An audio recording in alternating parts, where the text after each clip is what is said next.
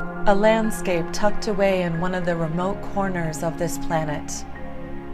It's one of the most beautiful places on Earth that's over 80 million years old and practically untouched. Towering waterfalls, mountain peaks, majestic fjords, almost 5,000 square miles of endless, breathtaking vistas. This is the iconic landscape of New Zealand. Welcome to Fiordland National Park. Whoa, wait a second. Fiordland National Park is one of the wettest, most rugged, most isolated places on this planet. It can chew you up and spit you out if you are not ready for the torrential rainfalls, avalanches, and epic terrain that you have to cross in order to experience this land.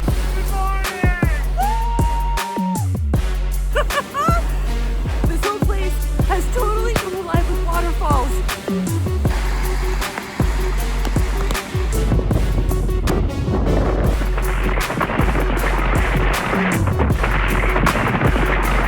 This place will make you cry from the beauty and ache from the pain, and I'm a sucker for it, which is why I'm embarking on the 5-day, 4-night, 54-kilometer, 33.5-mile Milford Track, known as one of the greatest, if not the greatest, walk in the world.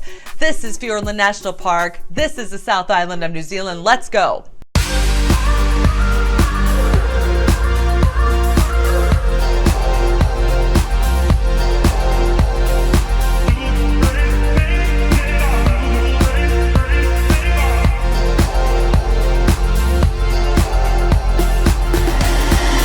The Milford Track has been on my list to do as a multi-day hike, very high up on the bucket list since 2006 when I first went to New Zealand, and the country stole a piece of my heart. I call it my soul home.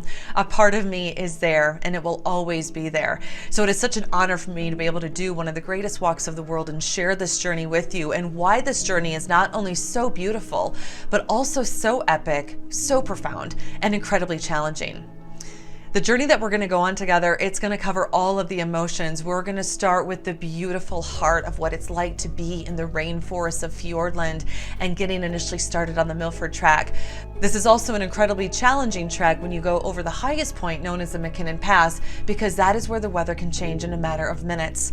And then we're going to traverse towards a very bittersweet, very beautiful, and very satisfying end when we get to Sandfly Point and have achieved 33.5 miles, covering some of the most beautiful terrain I have ever seen to this day in my life. Now let's talk about what's absolutely critical to make the Milford Track not only a success, but keeping us safe. There are only 3 designated lodges where you can stay overnight with a bed, with proper accommodations and food over the course of 33.5 miles, which means this isn't the type of multi-day expedition that you can just pitch a tent whenever you want to take a break. No, it's quite different. We absolutely have to get to every single checkpoint every single day, starting on day 1 when we take the boat from Glade Wharf to Glade House. So my journey begins at Ultimate Hikes headquarters in the heart of Queenstown, New Zealand, and then we do a very brief pre-trip briefing, making sure everyone has all of the gear that they need.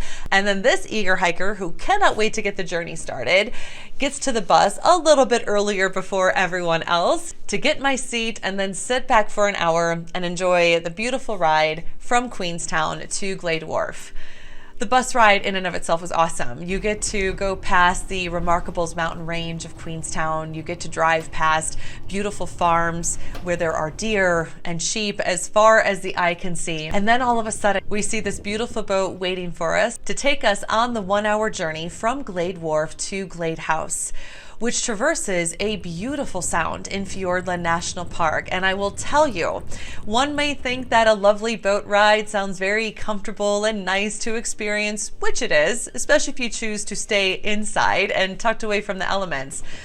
But I would highly recommend that you go to the outdoor seating, be on the top of the boat, feel what it feels like to be in this raw and rugged terrain, because part of what makes New Zealand so rugged and so epic is that you have these epic currents that come from the north of Australia to the south of Antarctica, and they meet at the intersection where New Zealand sits. So you are in an incredibly windy part of this planet. And I will tell you, as beautiful as it was to see the fjords, to be able to look out in the distance with this awe and wonder of where will the track begin, when will we turn that corner and see the spot where the boat's going to land, where we can walk to our first lodge for the night. There's this anticipation, and there's a nervousness too, because the skies are ominous, they're dark, they're stormy, and the wind is like nothing else I've experienced. I couldn't even talk on the boat ride because the wind literally took my breath away. All of a sudden we come around this bend. We could see the final docking area, and all of a sudden it starts to feel real as we get off the boat and make our way in our first steps to see the site of the Glade House and also that sign showing the Milford Track. For the duration of this video, it is highly likely that I will get bitten by several sandflies, but I don't care because what's behind me is that kind of awesome. I am surrounded by 360 degrees of phenomenal fjords and waterfalls everywhere that I have just found out apparently change all the time based on rainfall and snow melt, and they're always in different locations, and it is so peaceful here. There's no Wi-Fi, there's no cell phone reception. It's just being out in nature. And there's my bed for the night. Most importantly though, what really matters is not any of that stuff, but what really matters is what's right here.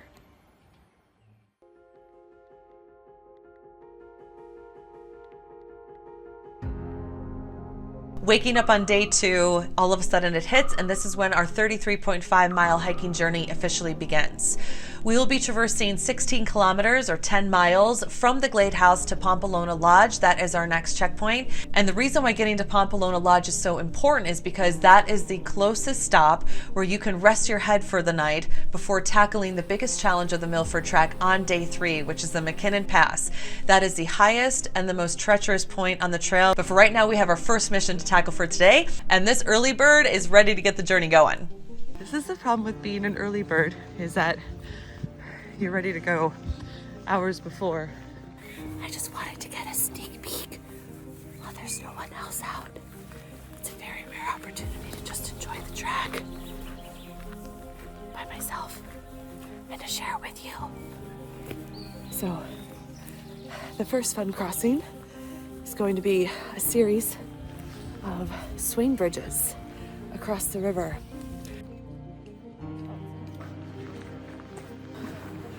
Just in the second mile of this track and already experiencing views like this that are phenomenal.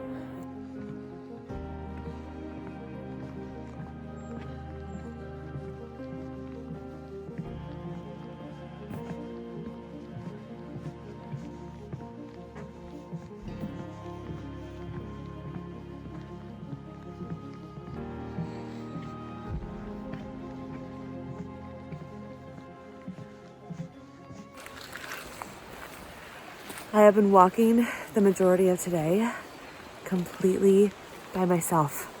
I have somewhat strategically placed myself in between the fastest and the slowest group, taking my time meandering through the forests of the Milford Track, just being. And it's the most beautiful thing. It's so peaceful. It's so quiet. All you hear are water, birds. Listen.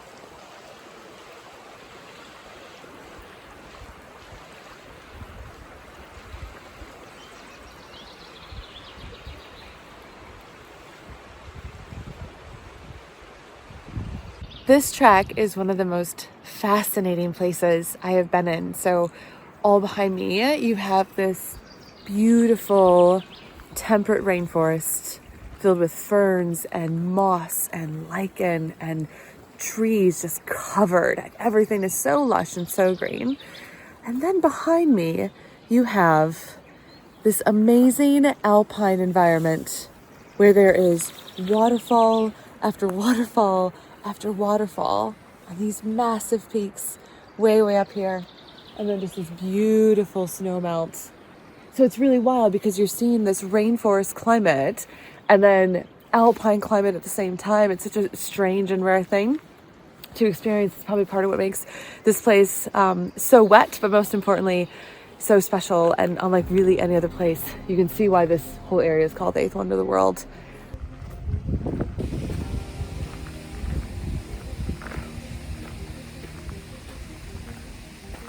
All right, just to give you a sneak peek of what day 3 is all about, it is going over the highest part of the Milford Track, which is the McKinnon Pass. And that is what you see way, way, way, way in the distance, covered in clouds right now and just popping out as a silhouette. We have been very highly forewarned that the McKinnon Pass will instantly become alpine-like conditions because of the 2,000 foot elevation gain, I believe is what we're taking tomorrow. And call me crazy, but that stuff gets me super excited. That's gonna be like the best part of the trail. You never know what kind of conditions are gonna happen. It could be total whiteout, we can't see anything, or it could be phenomenal blue, clear skies, and it could do both in like 10 minutes. So who knows, but wanted to give you a sneak peek of what that is happening tomorrow. You know, it's really cute and true how excited I am on this day and this part of the track when I can see way, way in the distance where the high point of the McKinnon Pass is, even though it's all covered in these dark and ominous clouds. But I will tell you too that underneath that layer of excitement, there's trepidation too. You start to see the danger signs and the avalanche signs, and it starts to get really, really real. Very easy to get comfortable as you're walking through the rainforest. It's very comfortable, it's relatively flat, it's very peaceful, you hear birds everywhere, and you got everything that you need on your backpack. But it's really important to not get too comfortable because, as you're going to see in day 3, this terrain is going to challenge me, and it's going to challenge me very, very quickly because the weather and how quickly it turns. It's a rude awakening. I have no idea where the bus actually goes from here because it has been nothing but trail for hours. That's what they mean by the bus stop. All right, now that makes sense. Going to the right tonight and to the left tomorrow. And that is a wrap for day 2. Very excited for a hot shower. I hope you enjoy this nice, comfortable ride through the 16 kilometers of rainforest, taking us to the 𝗘𝗼𝗚𝗦𝗢𝗚 Lodge, where we successfully arrived at this checkpoint. I will tell you that the drying rooms in each of these lodges were so critically necessary because there is nothing worse than waking up and putting on wet clothes that have not dried throughout the night. So I will tell you, this drying room literally took care of my clothes in about 30 minutes, and it was essential because when you're about to wake up the next day and know that you're going into alpine terrain, wearing wet clothes can not only be dangerous, it can actually be deadly. It can cause hypothermia. So this place, while it's gentle and beautiful and gorgeous today, it's no joke. So you have to make sure that you take this really seriously. As you can hear the buckets of torrential rain hitting the metal roofs, silently, not so silently teasing us throughout the night, which is what we're going to wake up to on day 3, and that will not stop for several hours. So I hope you enjoyed this nice little comfortable first step of our 33.5 mile journey on the Milford Track, because buckle up, it's about to get really uncomfortable, really wet, and really cold. And I will tell you, what's about to happen is one of the most difficult days of hiking I have ever had in my life, and I loved every single minute of it. On the next episode of Explore This. Just walked in water that was up to my calves. My feet are completely soaked.